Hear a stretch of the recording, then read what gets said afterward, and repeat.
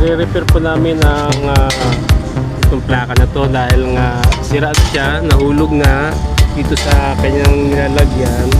Kaya ayos lang isang kasama naming ito, yan, sa mga kasama naming driver dito sa 7-Eleven.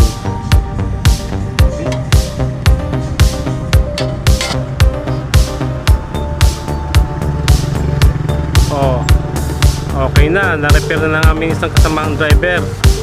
Ay kabit na namin, ay balik na namin. Yan mga kasama naming driver, masisipag.